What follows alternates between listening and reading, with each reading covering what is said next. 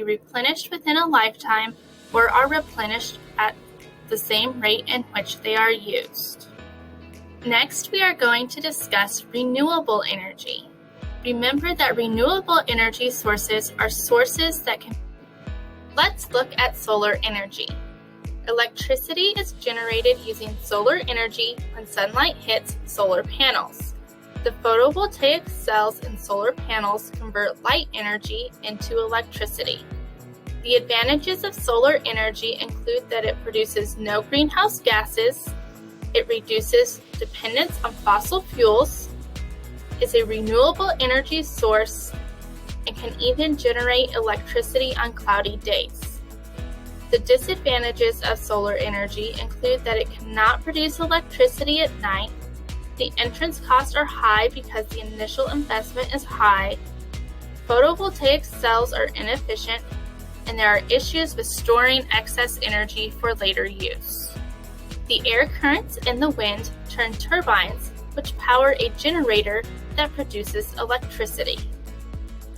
The advantages of wind energy are that it produces no greenhouse gases, it is mostly environmentally friendly, and is a renewable energy source.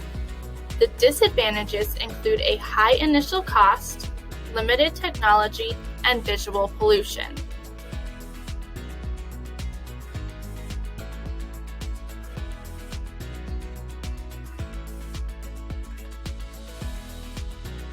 Another renewable energy source is hydroelectric power. Hydroelectric power uses water to produce electricity. Hydroelectric power is generated when water passes through a dam and turns a turbine. The turbine powers a generator which produces electricity.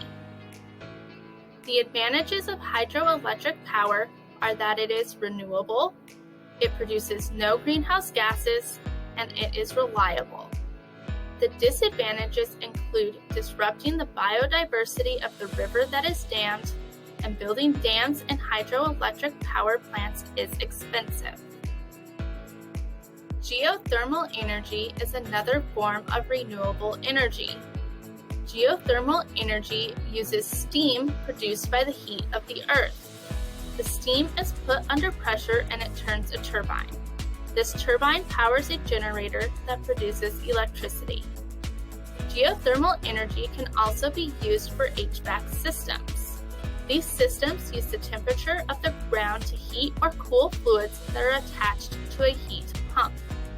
The advantages of geothermal energy is that it is renewable and has a small land footprint. The disadvantages are that it is a heavy upfront cost and it is extremely location specific.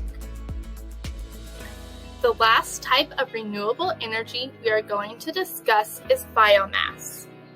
Biomass is energy produced by plants.